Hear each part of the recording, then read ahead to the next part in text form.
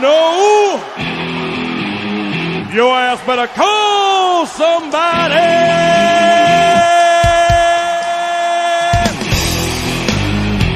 Cut the damn music. Ladies and gentlemen, boys and girls, children of all ages, Top Rope Talk proudly presents to you the podcast champions of the world, the funny man, Josh Luna, the redhead, Anya Hurd, and we are the hooker and the heel.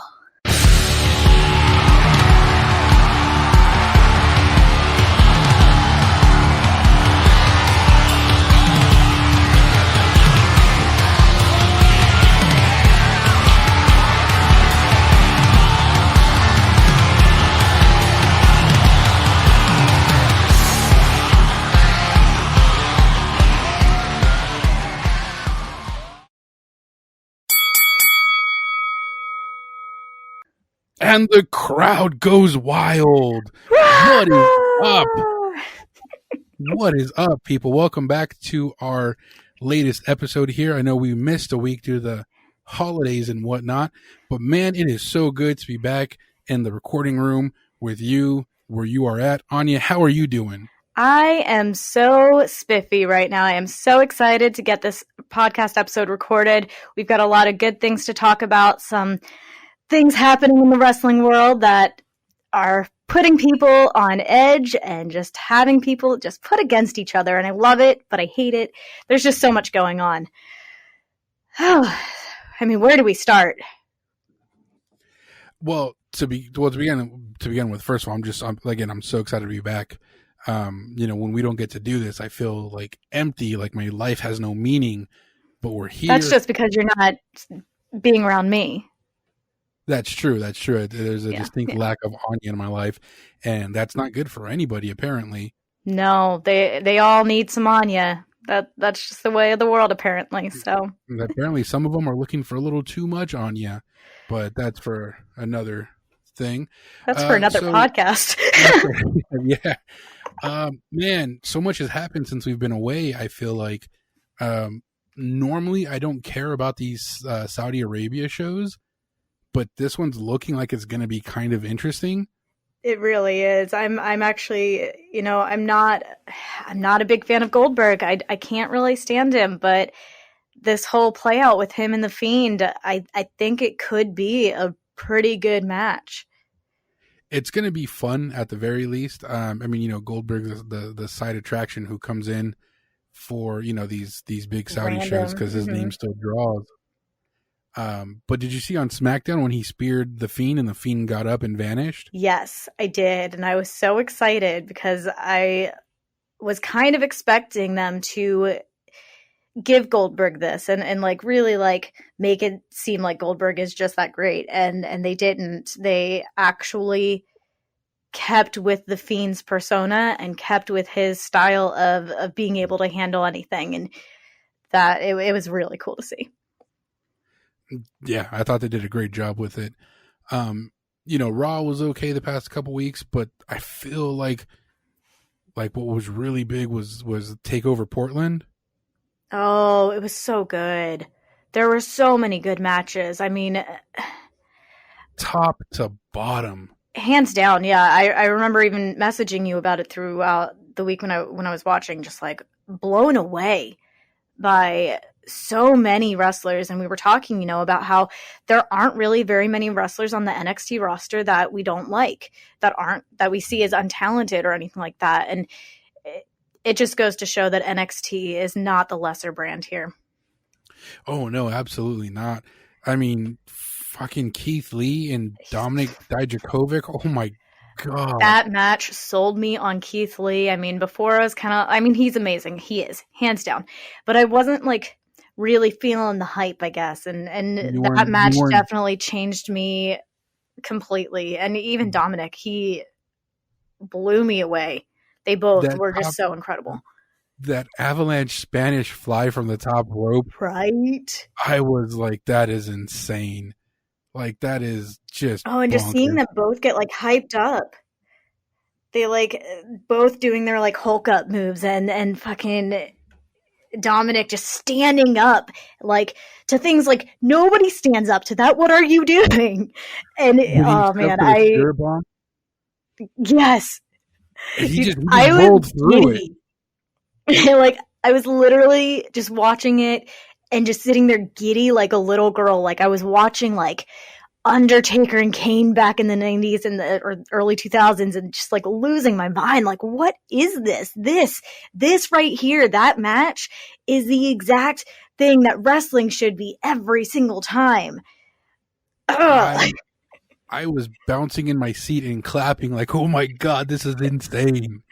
Oh man, because they've had really good matches before. They've fought, 2 times before. Well, 2 times, quote unquote. Right. But each time they were just so good. They just kept raising the bar, and man, yeah, they blew me away. I mean, so good. Then Balor, gotta love my Finn Balor, man.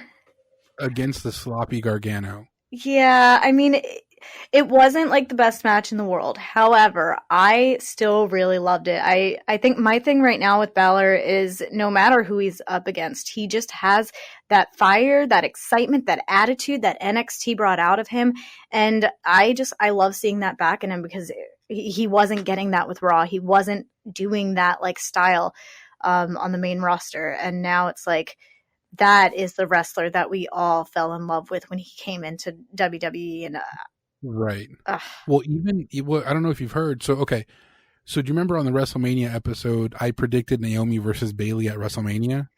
I don't know. Well, so that match has all but been confirmed through like rumors and stuff. Right. Backstage talk that Naomi will face Bayley at WrestleMania. It's true. Because I called it. Yeah, so the thing about that, but Josh, apparently it's not because you called it. It didn't happen because of you saying it.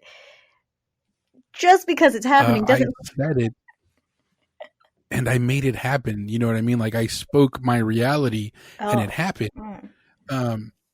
So, but no, but there was a report that came out or an interview where Naomi had stated that right before they had pushed her, they gave her that WrestleMania storyline, she had actually asked to be sent to NXT to work with the women down there. Really? Because there's so much up and coming talent. There's so much room for the main roster wrestlers to kind of spread their legs a little bit more on the NXT roster.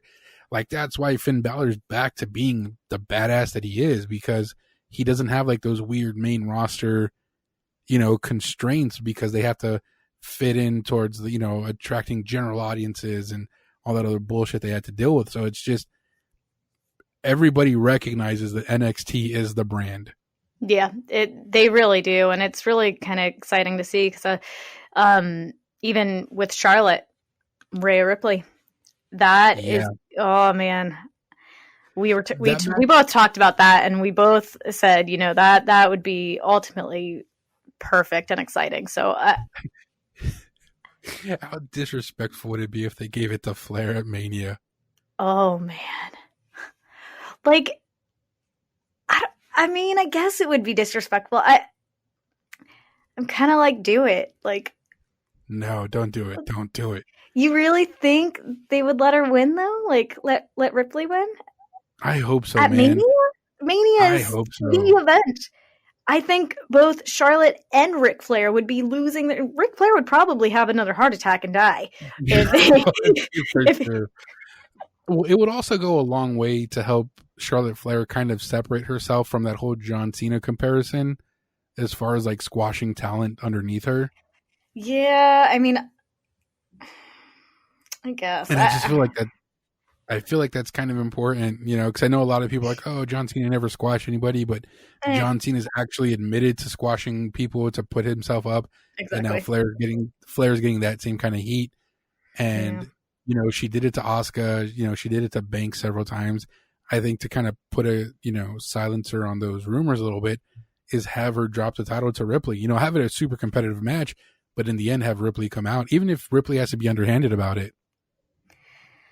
Yeah, I would like to actually, now that you mentioned like being underhanded, I definitely think it would be better for her to win because of like an outside force or something happening. I don't know. Right. Maybe Bianca Belair tries to be a good wrestler or something and tries to interfere. Yeah, I do like Bianca Belair. I just thought that her match with Ripley was a little bit lacking. And Yeah. I think that's because everyone's already so sold on Ripley and Flair that it was Exactly. like there's no way Belair's going to win this match, so there's no tension, there's no it was just kind of like, okay, this is just like Just a match. just a showcase. Yeah. Ripley's Which I going to think win. is, yeah, and I think that was a bad idea because it kind of like at the same time of it just being like filler or whatever, it kind of downplays Ripley.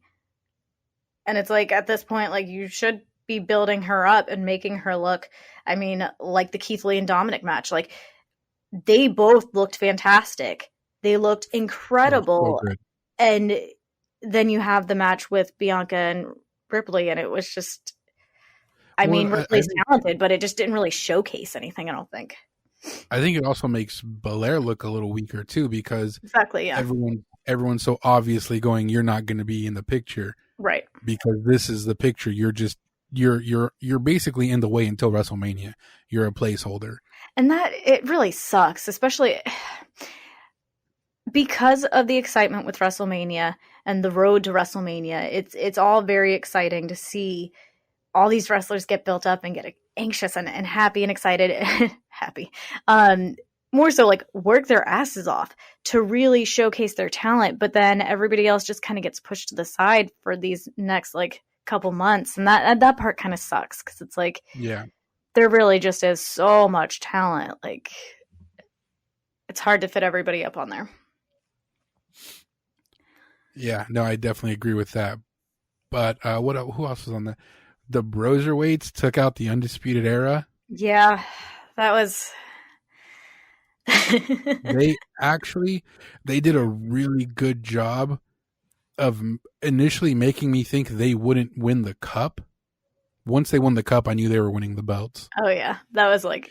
But there were so many angles. Well, there was like 2 or 3 angles going into the cup match. You know, the Dusty Rhodes Invitational. Yeah. That I thought that the grizzled young veterans were going to walk away the upset winners.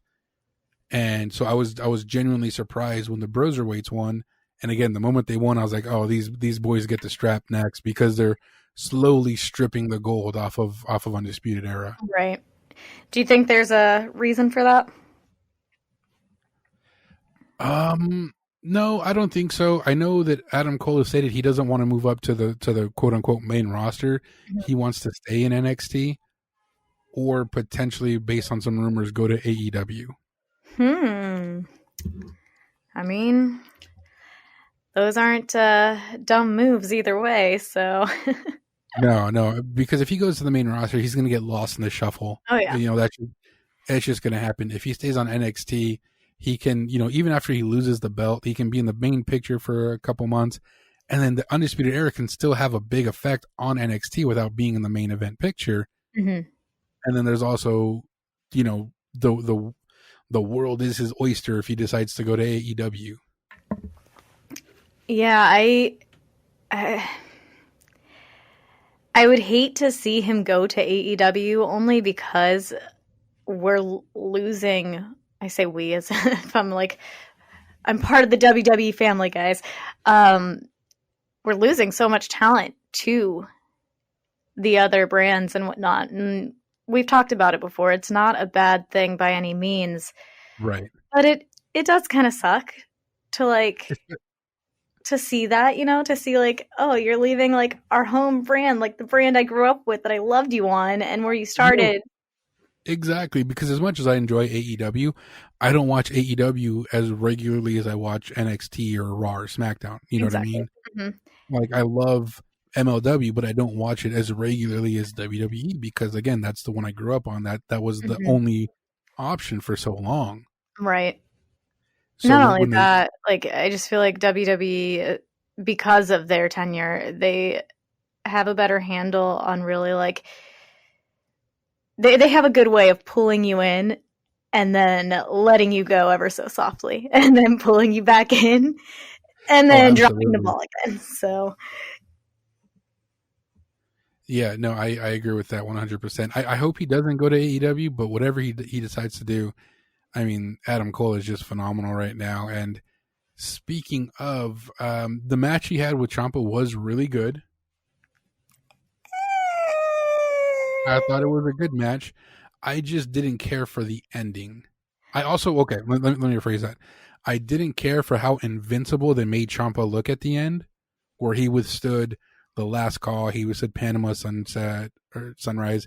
He withstood, the other Undisputed Era coming out. He withstood everything until Johnny Gargano hit him with a belt. Because first of all, never been a Gargano fan. I'm not a fan of his. So you mentioned you're not a Gargano fan. I am not a Ciampa fan. I can't stand him. And so I agree with you. I don't like that they made him seem so powerful and almighty. He's not. Right. I mean, I like Ciampa. I think he's pretty good. I don't get me wrong. There are things I like about Gargano, but overall, I don't like the super underdog story that they keep reusing for all the smaller wrestlers. Right. Like the rebel heart. Yeah, it's like, okay, I get it. Like, you're a smaller guy. You're no rebel. Get out of here. Stop it.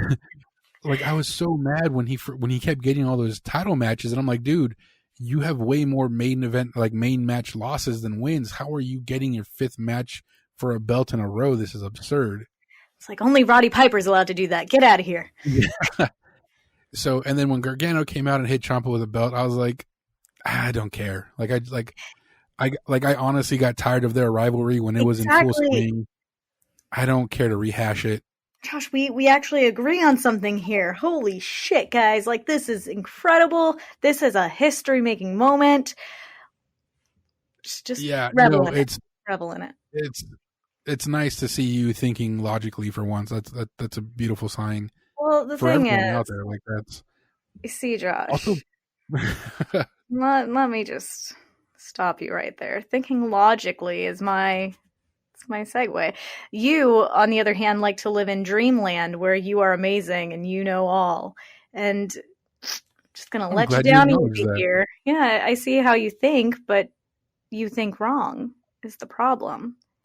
And of course, we can't forget the incredible news that came on SmackDown. Alexa Bliss had her little show and it was all sorts of incredible. And we saw the great and almighty Bella twins pregnant together. And Josh, don't you just love them? Aren't they just so amazing?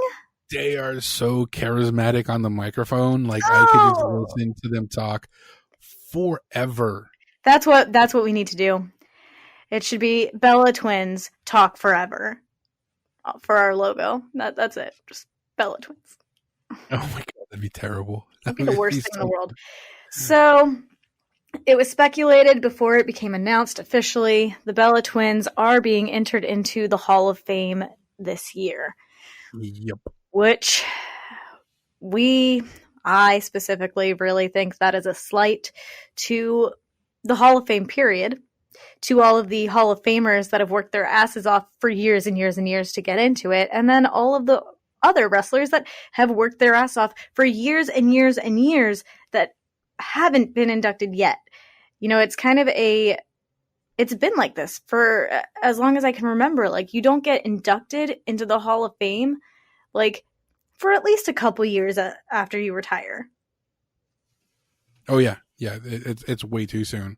It would have been like if Daniel Bryan was inducted into the Hall of Fame, like last year or the year before when he was still out due to concussions. Right.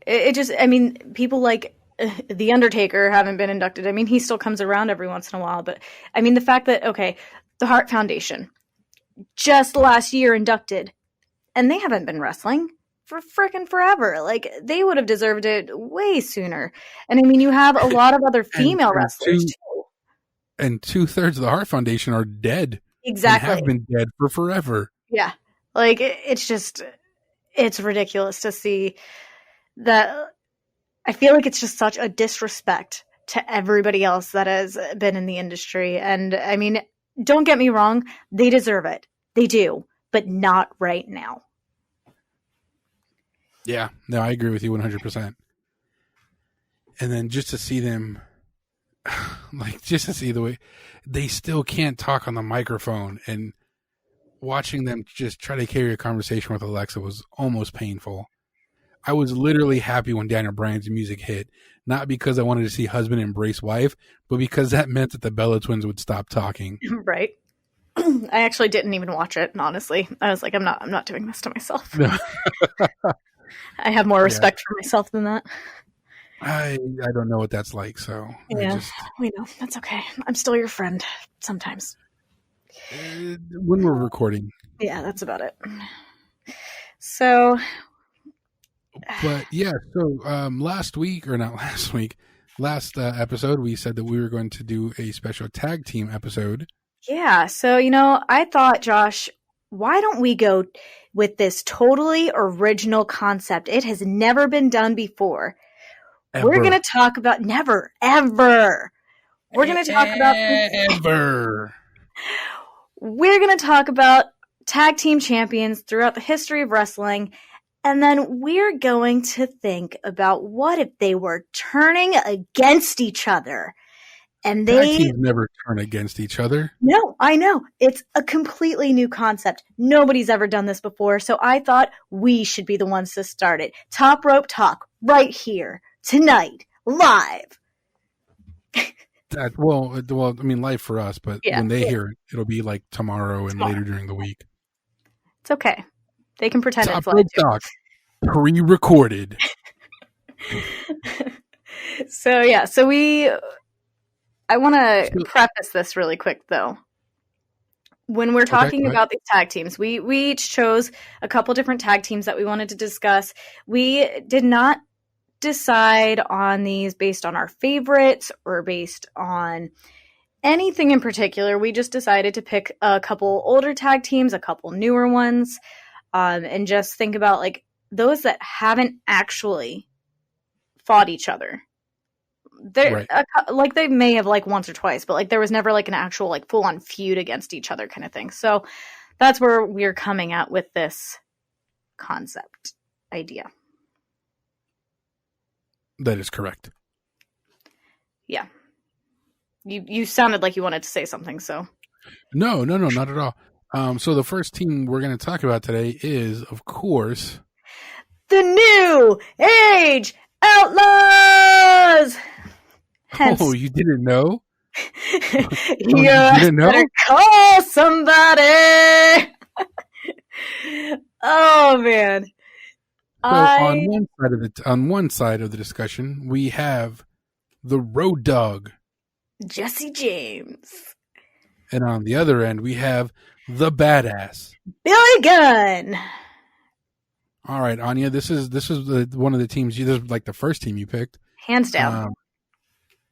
Where do you stand on this? Okay, so first off, just talk a little bit about them.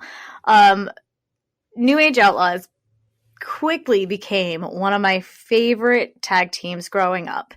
And honestly, I don't really know why.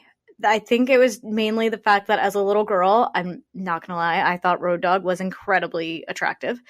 I really liked his braids because I liked really random things like that. Yeah, I know, right? Like what little girl thinks Road Dogg is attractive? It's so weird to even say now because I'm like, that's absurd. I don't know. I like the weird ones, so it's okay. And now, like rewatching their matches, I see they're not that great as far as talent goes. Like I think it might just be because there's so much more new talent, and comparing them is a little difficult. But they really struck me because Road Dogg has a voice that spits on the mic like crazy. He's incredible on the mic. Badass definitely was somebody that like he actually had a lot of strength. I've got to say, like rewatching their matches, I'm like, oh shit! Like he actually like had a good amount of strength and was very strong, which is what had a lot of strength means. Very good. Yeah, right. Like just repeat yourself. And one of the other things I really noticed was that Road Dogg was like a bit of a high flyer, actually. Like he wasn't as much as like Jeff Hardy or anything, but when he really wanted to, he was quick and speedy and would fly off the top ropes. Oh yeah, no, they had. I mean, absolutely. Like it's always fun when you see somebody surprise you with a little bit of agility or speed that you didn't think they had. Exactly, yeah. And so when I think about these two going against each other, I've got to give it to Road Dogg, actually. Like, I was thinking more. What?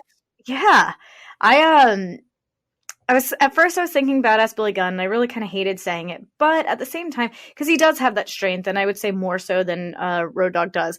But Road Dogg has the surprise element, and you can never really know what that will bring. And even like watching some of like the cage matches they were in and everything, Road Dogg fucking like threw himself out there. Again, not as intense as like Hardy Boys, Dudley Boys, any of them, but he really did like kind of throw his body into it. And that's why I think Road Dogg would essentially kick Badass Billy Gunn's ass. Wow. Yeah, no, since this is your team, I'm just going to throw in my opinion real quick. Nobody cares. But go ahead. Yes, Josh. What is your opinion for our podcast's sake? I think that Billy Gunn's strength would just be too much for Road Dogg to handle. Road Dogg is a lot smaller than Billy. Billy Gunn's a monster. Like, you didn't even realize it until you see him standing next to other guys that you thought were monsters, and you're just like, holy crap, Billy Gunn, how is this physically possible? He's Billy Gunn's not super slow either. He's got his speed, he's got his agility.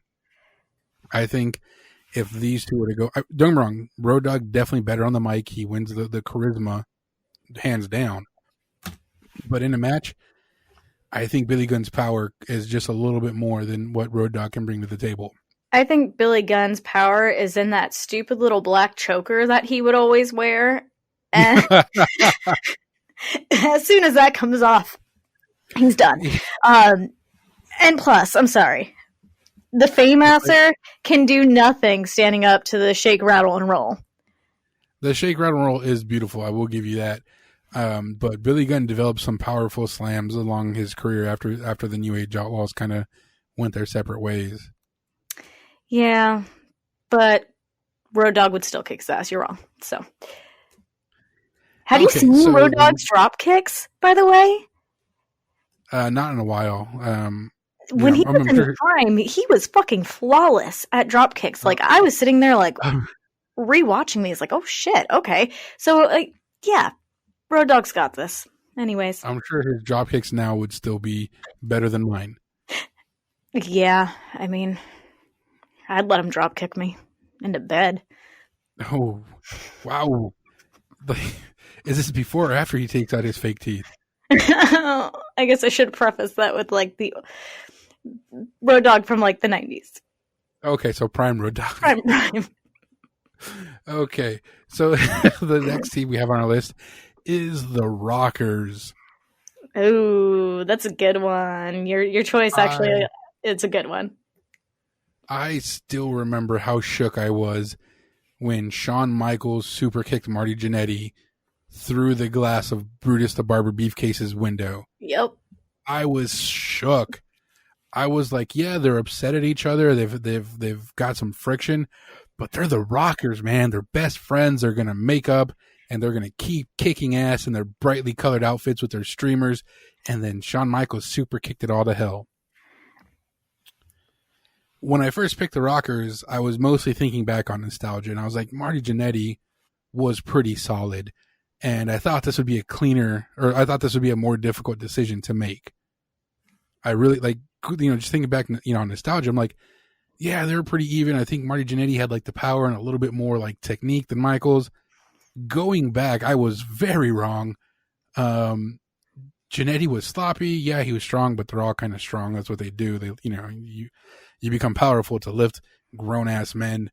But I knew he was losing the charisma battle because Shawn Michaels, you know what I mean? Mm-hmm. Like, you're not going to out charisma prime Shawn Michaels. That's just absurd. But wow. I had thought in a ring match, like a match just, wrestling, Marty Jannetty might have it. He would not. Absolutely would not. Shawn Michaels takes this hands down. He's got the charisma and the in-ring prowess. Marty Jannetty has been put to shame by Shawn Michaels. Absolutely. So I will agree with you on that. And specifically because, when I was rewatching some of the matches and everything and just kind of, even at the start of the podcast, when we first started talking about doing a podcast, the Rockers were one of the teams that I went back and just started kind of rewatching matches with because, one, their chemistry is unmatched, honestly. Their chemistry together was incredible. Oh, they were so good together. They really were. But yeah, as I was watching matches over this past week, 2 weeks, one thing I noticed, Michaels is just better at selling moves. He's better at performing. You said the exact word. I thought Marty Jannetty was sloppy very often, actually. And yep. he botched things a little bit more than Michaels did, definitely. But the other thing was, you can't beat those looks. The sexy boy. Heartbreak Kid, man. He's not your boy toy. He's just a sexy boy. Yeah, no, I was... looking back, I had to put, 7-10-year-old Josh to bed on this matter because as sad as I was that Marty Jannetty got put through a window, it was the right decision. Exactly. Michaels was the right man to push, definitely. Plus, Shawn Michaels never went to Twitter to try to get permission from the world to bang his daughter/not daughter. Fucking Marty Jannetty, Florida bullshit. But then again, Marty Jannetty went on to train some of the best, a pair of brothers that happen to be one of the best tag teams around right now, arguably. Who did he train? Who Young did Marty Bucks. Jannetty train?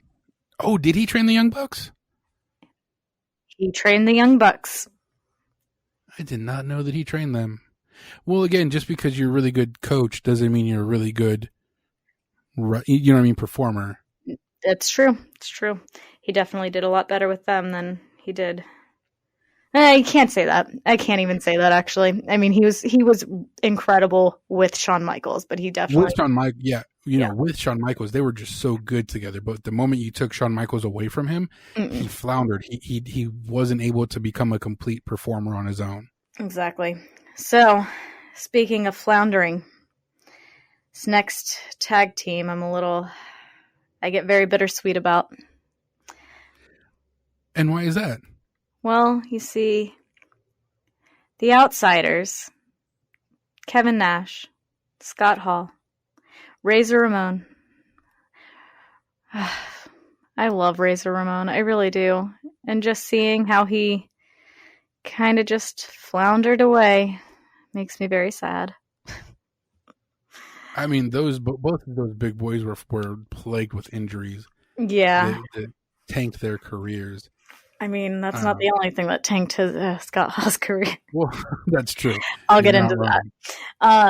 So, however, I did want to mention them because, NWO, they're being inducted into the Hall of Fame this year, and Scott Hall actually legitimately was one of my favorites from that time period.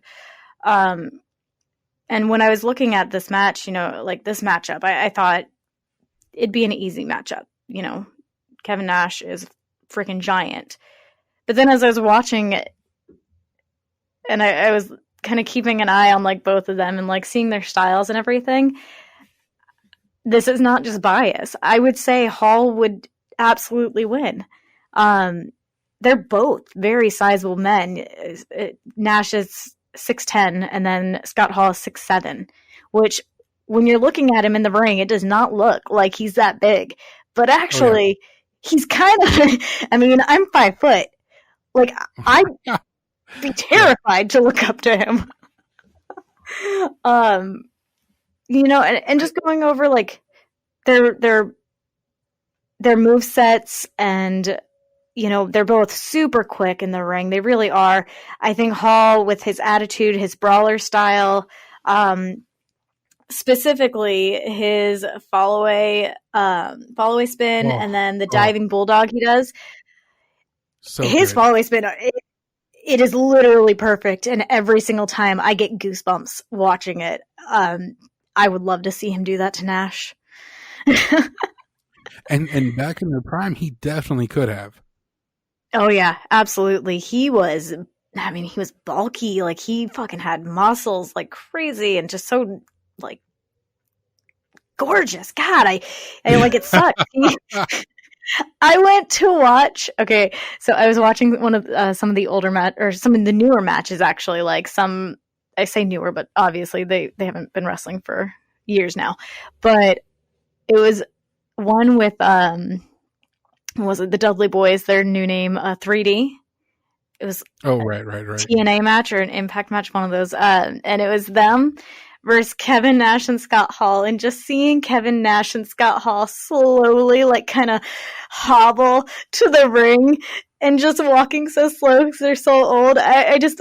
It broke my heart to see it. I was so upset because I'm like, dang it, guys, like you could still be good.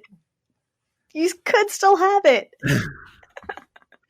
No, I would actually agree with you on this one. I do believe Scott Hall was a better wrestler.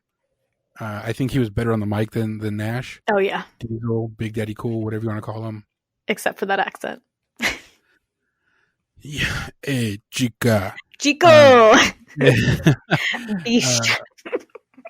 Yeah, aside from the accent, right? No, he was so good. And that ladder match he had with Shawn Michaels for the IC strap. Oh, hands down. Oh my incredible. God. Even by today's standards, it's still a phenomenal match. Oh yeah. And yeah, no, I agree. He would have taken Hall. He would have taken him right out. Yeah. Or, excuse me, he would have taken Nash right out. Yes, he would have. He's fantastic. Such a sad thing to see them age and go through all the horrors and miseries of life. And the other reason Hall would win, actually, just want to throw this in there, is because even if Nash was starting to get up on him, he would just kill him and claim self-defense. So. Okay. That took a dark turn. Well, I mean, he's done it before. Well, okay. Moving on from murder and. I swear I love him still, though. Just in case he ever listens to this podcast, I really do love him. Hey man, self-defense is for real. You got to defend yourself. Oh yeah, I'm all for it. So the next team on our list is currently go by the name of Undisputed Era. They used to be Redragon. I, of course, am talking about Bobby Fish and Kyle O'Reilly. Yay. I'm actually a big fan of both of them. I think they're fun to watch. I think they're both pretty good on the mic. Like, they're both, entertaining on the mic. And Adam Cole just bolsters them, makes him even better. I feel like I don't even want to talk about Roderick Strong. So I think if Bobby Fish and Kyle O'Reilly were to ever face off in a match, I think of all of the teams we put together, I think this is the toughest one to call. Because I feel like Fish and O'Reilly are so close as far as like skill, like they're so comparable with each other, both on the mic and in the ring. I think Fish has better character work, but O'Reilly's better on the mic. I think Fish is a little bit better with moves in the ring, and I think O'Reilly's better with like strikes and like submissions. So I honestly, I believe it'd be a toss-up, but O'Reilly's crazy striking nature, I think, would give him a very slight edge against Fish. What do you think? I think you're wrong. Completely. What? It's actually kind of funny that you mentioned Adam Cole and what you said in regards to him, because literally on my little notepad here, I have Adam Cole in their corner, gives them an edge that I think sets them apart, honestly. Like, I think not sets them apart, but it sets them up higher than what they would be without him. It really does work for them. Otherwise, I don't really feel like there's anything special to them being together. I think everything you said actually does make sense. They're very much well matched. I personally think Fish would absolutely win. Just watching Fish in the ring, his skill in the ring, and then his ability to move like he does, I enjoy watching him because of the fact that he actually, like, I feel like he kind of changes his style a little bit, like, to match who he's fighting, if that makes sense. And so I really like that a lot, and I think that's something that would put him over. Yeah, no, I agree completely. Well, I mean, I agree that he's really good, and it's fun to watch his style change up when he's in there with different people. But again, I still feel like they're so equally like matched. It would be a toss up. Mm-hmm. I feel like two halves of the same coin is what we're looking at here. So I don't actually have a problem with you saying you think Fish would win, because I do think, 10 out of 10 times it's going to be, like a 50-50 kind of split. Yeah, but there aren't those. Those are called DQs, and we're not doing DQs. And you like sloppy wrestlers, so that's okay. You can think O'Reilly would win, but, I mean, Fish would take it. Well, I'm going to have to, just for the sake of my own personal well-being, I'm going to have to say no, O'Reilly would take it. O'Reilly. No, Dr. Seuss and I both say that Fish would take it. If I was waiting enough, I would have thought of a rhyme right there, but I didn't. Right. I was waiting for it, but it didn't happen. That's okay. That's okay. And so your next team, if you would. Do you remember who you had? The Kabuki Warriors! The Kabuki Warriors. So, because I'm not sexist, like my co-host here, I think women are just as well deserving of a spot on our tag team conversation. I will say, though, it was kind of hard to decide on a tag team of women that actually made sense because of the fact that it hasn't been a thing long enough for us to say great tag teams and everything. But with this, I also didn't want to just choose two girls or two women that were put together randomly. I wanted it to be an actual tag team. So I thought Kabuki Warriors were a really good one to go with, especially because actually, like you feel about Undisputed Era, I really think the Kabuki Warriors are very well matched. And it's very difficult to choose who would be better, specifically because of how incredible they are, and just watching them both. Kairi Sane and Asuka. This is simple. I'll help you. The Empress of Tomorrow, Asuka, hands down. She takes it in the ring. See, you think so, but anything else you say after that point is just mush, because Asuka takes this. The only reason I would say Asuka takes this is because of her long-standing reign as NXT champion. I think that definitely gives her some leverage. But I think Kairi Sane has a better moveset. I think her moveset it works better with her, and I think she would be able to take on Asuka and win. Yeah, I mean, I think Asuka has better strikes. She's got better holds. I think Asuka's just don't get me wrong. Kairi Sane's insane elbow is phenomenal, and I love to watch it, especially when she hits it just right, and you really see that pendulum swing on that momentum where her body does do that crazy pendulum swing. But other than that, I don't know. I think Asuka sinks the pirate ship. I disagree. Kairi Sane's strikes and her chops and all of it, they are just as powerful as Asuka's. I don't see how you would think that they're lesser to Asuka. Because they are not as good. Okay, that didn't say why.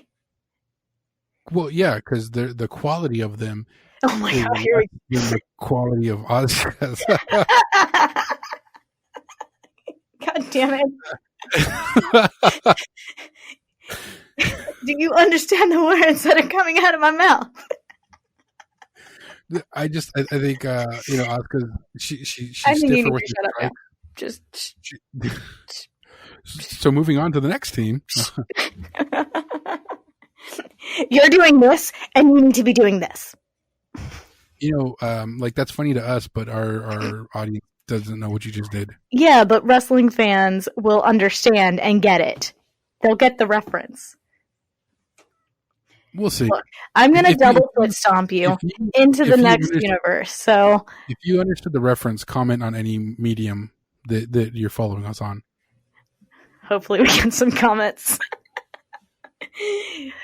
So the next team I have is it's actually the Young Bucks. I thought we should talk about a team that's really big outside of the WWE. Definitely. And okay, I enjoy the Young Bucks to an extent. I've explained to you why I'm not a huge fan of them. Yeah, you've talked about it on the podcast too. Yeah, there's this lack of selling that they do. They're a little bit too invincible for my taste. Mm-hmm. But that doesn't take away from how good they are as performers on the offensive side of things. When I started researching them for this topic, I thought I was going to be a little bit closer than what it was. But Nick is just so much better than his brother. Like, Matt's not bad. He's just clearly a step or two below Nick. Yeah, Go ahead. Oh, I was just going to say I agree with you there. Before we started, I was even asking specifically which one was which, because I can't tell half the time. They're just so fast, and they like there isn't really much call out to which is which. And so when I'm watching, especially because when I watch these matches, a lot of the times I'm not really listening to the announcers or anything. I'm kind of really like into the match and kind of thinking about it for myself. And so it was really hard to like specify, but once I like figured out which one was which, yeah, Matt is definitely a bit more talented. I feel like he lands it a little bit more. Nick's more talented. Oh, damn it. See, I'm still getting them switched up because I can't fucking keep track of them. Nick, yes, because Nick's the older one. Correct. Yes. Yeah, no, Matt's the one with the chops most of the time, like the furry side chops. Yeah, I know what chops are. Okay, excuse me, I forgot. You know everything. Yeah, actually. Well, it's because she has a nice pair of chops herself that she's got growing in. No, I don't. I am very pretty. You're not. You are. And I'm very not. That's okay though. But Nick is the more talented in-ring performer. Mm-hmm. I think on the mic, Nick is really stiff, and he like his promos and his like character work feels very forced. I mean, I feel like they both are, honestly. I was gonna say Matt's not a whole lot better. He's kind of the same way, but he tries to flow a little bit more. Yeah. The thing is, like, sorry. The thing is, though, like, I feel like they haven't really ever had to be on the mic. Like in New Japan, I don't remember really seeing them ever like on the mic or really doing anything too crazy with that. Like, I mean, there's always like some mic work and character work, but I feel like they're character wise, like it's just the typical. I feel like they're actually now thinking about it. You can tell they were trained by Marty Jannetty because of their outfits. Yeah, no, for sure. The fact that I didn't see that before blows my mind. But yeah, no. So I think that Nick is the better in-ring performer. I think he would win in a match. I love watching them wrestle, but I'd love to see them sell just a little bit more. Make me believe that you guys are hurt, like it's a match that you're in. And so that's my take on the Young Bucks. Well, we agree a bit there, and I will say, like, I even agree with the selling a little bit. Just watching their matches, they kind of just fall flat on that end, and nobody. You don't have to be Shawn Michaels to sell something good. He's pretty much the all-time selling machine, but You know who's been selling really well lately is Brock Lesnar. That guy's been selling like crazy. Man, you know who I think has been selling really well lately? Orange Cassidy. He could sell me anything. Okay, so Anya, how about you tell us about the lovely Heart Foundation? The Heart Foundation! Mentioned them earlier. They were inducted in the Hall of Fame last year, so that was really awesome to see finally. Watching Bret Hart particularly, I absolutely love watching him in a match because his technical skills are flawless. He really, in terms of actual skill and talent in the ring, I think it is very fair to say that he is the greatest that ever was, that ever will be. He's the best. You mean? Oh, I'm not referring to what he says. I'm referring to just in general. Okay. Like, no. Like, it would have worked better if you're doing his thing, but then you didn't know what. Yeah. Okay, no, I see. No, I know what his thing is. I just didn't want to. Calm down. The thing is, though, Jim Neidhart is freaking huge, a beast of a man. Monster. Was a beast of a man. However, I still think Bret Hart would take it. Specifically, his skill, it really is just unmatched. I think he's quick. He knows what he's doing, and he's been in the ring with so many different types of people that he's able to match up to the big guys just as much as somebody that's the same size as him. And with his strength and Neidhart's strength, I think it would be a very interesting match to watch, definitely. But I think Bret Hart would take it. Bret Hart is easily one of the greatest ring technicians ever. Period. Of all time. Like his in-ring knowledge, his move, like his fight IQ, like he was just he's a wrestler for sure. Mm-hmm. And I agree, he would take out Neidhart, who is, a big hulking raging monster who I think Bret would wear him down. Oh, absolutely. It's funny because so Bret is about 6'1", and then Jim is 5'11".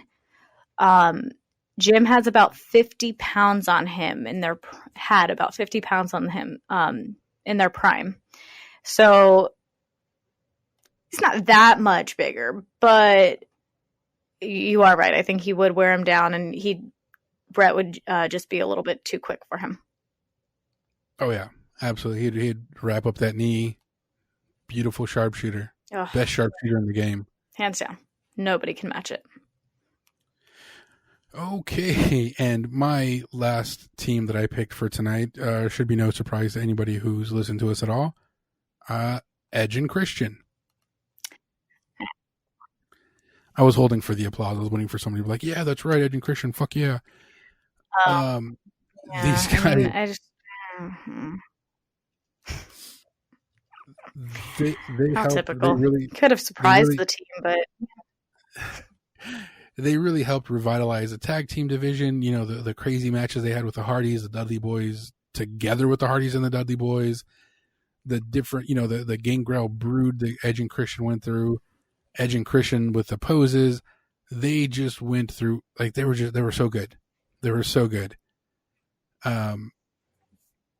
Yes. I didn't have to do much research. Edge is a better in-ring. We all know who you're going to pick. Like, come on. Edge is better on the mic. Once they left, I tried to root for Christian when he was going solo, when he was Captain Charisma with the Peeps and the People's Champ and all that shit. Like, I really wanted to root for him because he was one half of Edge and Christian. You know what I mean? And so I wanted good things for him, but I just never bought into anything that he did. Like the setup for the End Prettier was like one of the fakest things in wrestling. His frog splash that he developed was, when you look at what Eddie Guerrero did, you're like, okay, so now we have that. Or Rob Van Dam's 5-star. No disrespect to Christian, he pales in comparison, like in every aspect. Okay, so let me just point out all the ways that you're wrong. Excuse me? Yeah, yet again, you're wrong. Did you see the match between Christian and AJ Styles in November of 06? They were with Pretty sure I TNA. saw it. Well, I know that was TNA times. And I used to watch TNA a lot back in those days because that was like when they were still pretty strong. Mm-hmm. I don't remember I don't remember specifically that match, and I know I haven't gone back to watch TNA That's in a okay. while. You're not a real fan. We know. Okay. Okay. So realistically though, one of the things like I actually really enjoyed about Edge and Christian is the fact that they were able to come out of a trio with Gangrel of all people and actually were successful afterwards. So because successful. Lord knows the Brood was just so ridiculous. And then the Hardys coming out for a time saying that they were the new Brood. Oh my god. So good. So bad. good. They really were. Like Edge and Christian, Hardy Boys and Dudley Boys, they set up the tag team styles. They really took it from one level to just incredible lengths, and it's so exciting to see like what tag teams have come now because of the extremes that they went to. So I will say Christian did tend to follow Edge's lead a lot as they were a tag team, and he didn't get as great of a push as Edge did, but when he finally did get a push, I was so excited to see it. I'm not sure that I would say Edge is the better in-ring performer though. Specifically just because I feel like Edge has not as many, his moveset isn't like as, he doesn't have as many moves as Christian. I feel like he does his typical moves and then he kind of just sticks with what he knows. Whereas Christian, I feel like over the years has definitely caught on and learned new move sets and really implemented those in his wrestling. Because I mean, honestly, like the kill switch, hands down, one of my favorite finishers, like in wrestling. I love it. I absolutely love seeing him do that. But yeah, I don't know. Maybe Edge would have been better if, I don't know, he didn't get injured or something, but I mean, it Edge got happened. injured a lot. He definitely got injured a lot. He did. But I don't know if you remember, like the move, the depth of moveset that Edge had before he started getting injured. Mm-hmm. So I think he has the know-how. I think he has the ability.